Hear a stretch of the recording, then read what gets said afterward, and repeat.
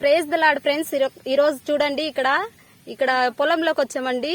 ఈ గడ్డి పూలు చూడండి.